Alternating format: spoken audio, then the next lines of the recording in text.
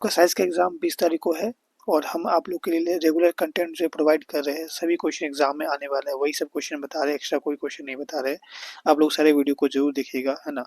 तो चलिए स्टार्ट करते हैं। आज हम लोग 5 मार्क्स पक्का करने वाले हैं। ये हम 100% दावा करते हैं कि आपके ये क्वेश्चन एग्जाम में आने वाले 5 मार्क्स में। तो देख लीजिए यहाँ पे क्वेश्चन क्या है आपका। यहाँ पे जो है क्वेश्चन रहेगा आपके 5 मार्क्स, आप देखिएगा क्वेश्चन, है ना। वहाँ पे बोला जाएगा श्रेणी क्रम संयोजन। अगर श्रेणी क्रम संयोजन बोला गया है तो आपको ये क्वेश्चन डिट्टो चॉइस बनाना है। क्या है देखिए यहाँ पे क्वेश्चन में पढ़ देते हैं। प्रतिरोध का श्रेणी क्रम संयोजन क्या है और प्रतिरोधों के श्रेणी क्रम संयोजन के लिए तुल्य प्रतिरोध का एक व्यंजक ज्ञात करें। तो अगर आप लोग से एग्जाम में अगर 3 मार्क्स का क्वेश्चन पूछा जाए तो यहाँ बस इतना पूछा जाएगा कि, है ना, श्रेणी क्रम संयोजन क्या है, और पूरा इतना बड़ा देगा 5 मार्क्स में। तो अगर 5 मार्क्स का क्वेश्चन आया तो ये पूरा आया है, आपको पूरा लिखना है। 3 मार्क्स में आया तो बस आपको थोड़ा सा जितना लिखना है वो हम आपको बता देंगे, ठीक है। चलिए स्टार्ट करते हैं। सबसे पहले आप लोग समझिए कि श्रेणी क्रम संयोजन होता क्या है यहाँ पे। तो यहाँ पे देखिएगा, यहाँ पे श्रेणी क्रम संयोजन आप लोग लिखिएगा, ऐसे यहाँ पे एक लाइन दे दीजिएगा ऐसे करके, ठीक है, और इससे करके डॉट करके कर दीजिएगा।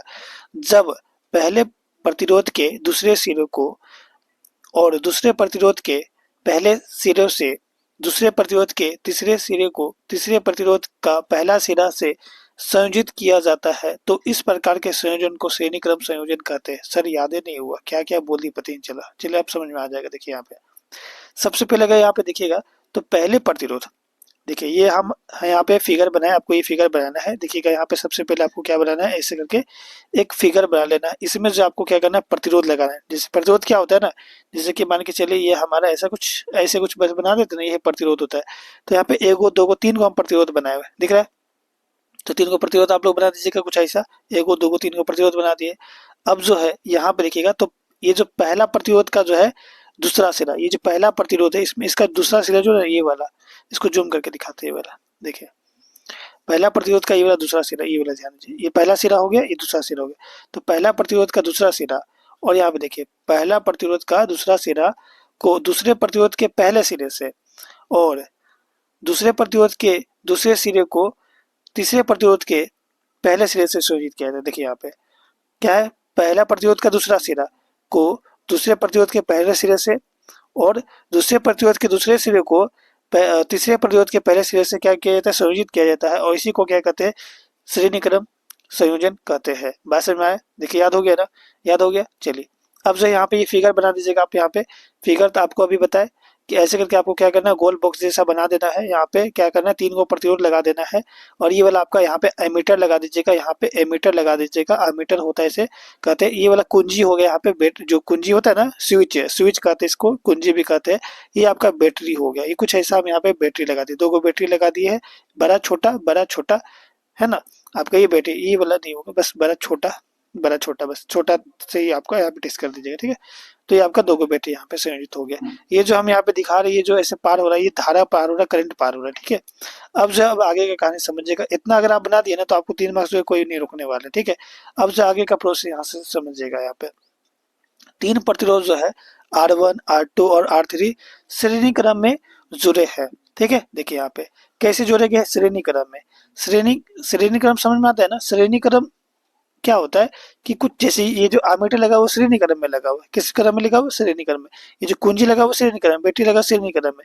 तो ये भी जो प्रतिरोध है वो हमारे किस क्रम में लगा हुआ है, श्रेणी क्रम में ही लगा हुआ है। तो तीनों जो प्रतिरोध है वो श्रेणी क्रम में जुड़ा हुआ है। देखिए है ना, वही चीज लिखा हुआ है, R1 R2 R3 श्रेणी क्रम में जुड़े हुए हैं, जिसमें I विद्युत धारा जो है प्रवाहित हो रही है। यहाँ पे क्या हो रही है, एक विद्युत धारा I प्रवाहित हो रही है, और प्रतिरोधों के सिरों पर जो है विभवांतर V1 V2 तथा V3 है।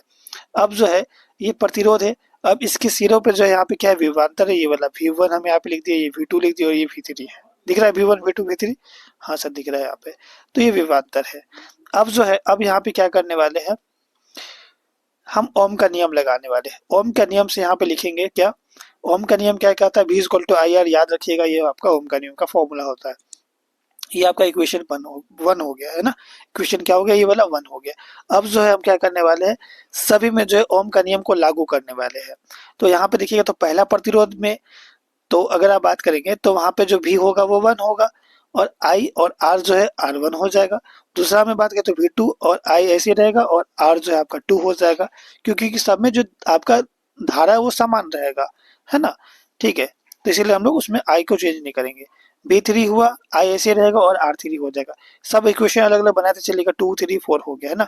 अब जो यहाँ पे देखें तो कुल प्रतिरोध जो है इनके भी क्या है हमारा, तो भी बराबर होता है V1 plus V2 plus V3। इन तीनों को जोड़ेंगे तो भी ही आएगा है ना। अब यहाँ पे क्या करने वाले, ये भी हमारा एक है ना इक्वेशन बोली या फिर जो भी बोली है ना, ये आप एक, ये तो खैर रूल होता है, हमें पता होता है। अब हम लोग करने वाले क्या, जितने भी इक्वेशन है इन सभी में लिख देंगे समीकरण 1 2 3 और 4 से। यहाँ पे क्या लिखेंगे, सबको जो है हम लोग क्या करेंगे ना, सबको जो है प्लस कर देंगे। देखिए यहाँ पे सबसे पहले अगर आप यहाँ पे देखिएगा तो आपको यहाँ पे क्या क्या चीजें दिख रही है, एक मिनट देखिएगा यहाँ पे।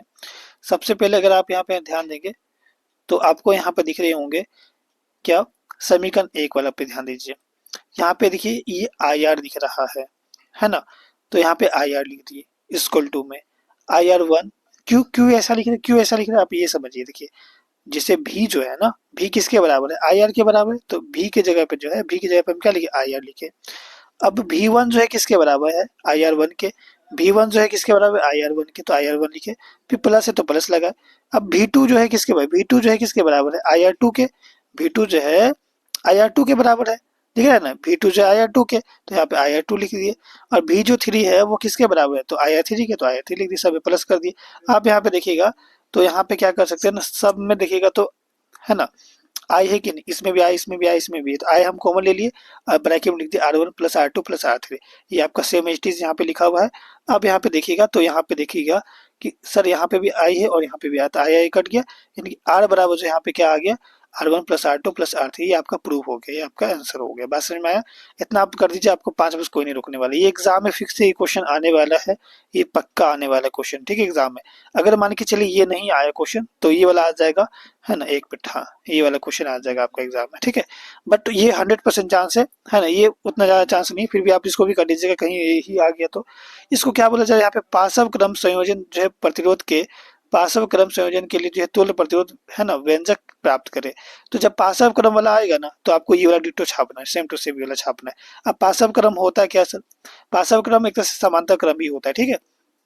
तो यहाँ पे देखेंगे, लिखेंगे जब किसी दो या दो से अधिक प्रतिरोधों को उसके जो है पहले सिरे को एक साथ तथा दूसरे सिरे को एक साथ संयोजित किया जाता है तो इस प्रकार के संयोजन को पार्श्व क्रम संयोजन कहते हैं। देखिए यहाँ पे है ना, सॉरी यहाँ पे हम क्या बोले, पहले सिरे को एक साथ और दूसरे सिरे को एक साथ जो है संयोजित किया जाता है। देखिए यहाँ पे कैसे ये हो रहा है, ये बात समझिए। जैसे यहाँ पे देखिएगा तो आपको ये पार्श्व क्रम बोलेगा तो ये फिगर आप बनाइएगा। यहाँ पे आपको आमीटर लगाना ही है, कुंजी लगाना है, बैटरी लगाना ही है, धारा दिखाना ही है ना। बस यहाँ पे क्या होगा कि आपको इसको समांतर दिखाना पड़ेगा। जैसे ये आर हो गया, यहाँ पे प्रतिरोध लग गया, एक यहाँ पे ऐसे करके समांतर एक प्रतिरोध लगा दीजिएगा, एक यहाँ पे एक समांतर प्रतिरोध लगा दीजिएगा, ठीक है। अब यहाँ पे देखिएगा तो ये वाला देखिए, जैसे इसका यहाँ पे ये वाला है पॉइंट, इसका यहाँ पे ये है, इसका यहाँ पे ये पॉइंट है। ये तीनों जो सिरा है, तीनों जो सिरा दिख रहा है वो किससे जुड़ा हुआ है, एक जगह जुड़ा हुआ है कि नहीं। देखिए तीनों सिरा एक जगह जुड़ा हुआ है, इसका जो तीनों सिरा है वो कहाँ एक जगह जुड़ा हुआ है, तो वही है कि है ना पहले प्रतिरोध के सभी सिरे जो है आप देख रहे एक साथ है, और दूसरे प्रतिरोध के भी जो है सभी सिरे जो है एक साथ क्या है, संयोजित है। तो इसको इसी को क्या कहते हैं, पार्श्व क्रम संयोजन कहते हैं, बस खत्म।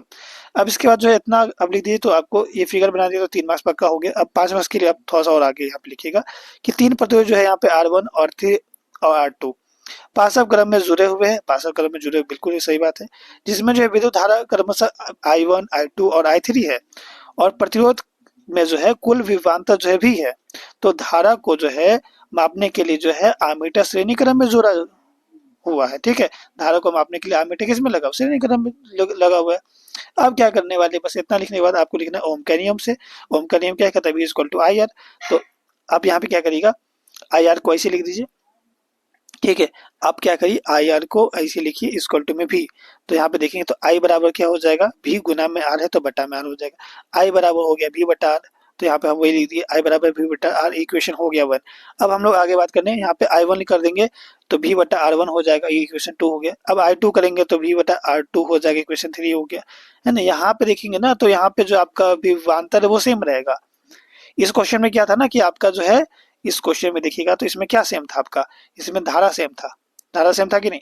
बट इस क्वेश्चन में क्या होगा, विभवांतर जो है आपका यहाँ पे क्या होगा, सेम होगा, है ना, धारा अलग अलग होगा, ठीक है। इसको याद रखिएगा ये ट्रिक को, है ना। तो यहाँ पे जो है अगर हम क्या करने वाले, क्योंकि हमारा धारा अलग अलग होना, तो धारा में 1 2 3 लगाएंगे, फिर वार्ता जो है सेम रहेगा और आपका प्रतिरोध जो है चेंज होगा 1 2 3, है ना। अब ऐसे कर लिख देंगे। अब यहाँ पे लिखेंगे कि प्रतिरोध जो है परिपथ में जो कुल धारा जो है आई है, क्योंकि आई बराबर लिखेंगे I1 plus I2 plus I3, क्योंकि यहाँ पे हम लोग भी बोले थे ना, तो है ना, वहां पे जो है हमारा आईसीएम था, तो हम भी इक्वल टू लिखे थे V1 plus V2 plus V3। उसी प्रकार यहाँ पे आपका क्या है, धारा जो है वो कुछ अलग अलग है, तो हम वही चीज लिख देंगे यहाँ पे I equal to I1 plus I2 plus I3, है ना, हो गया।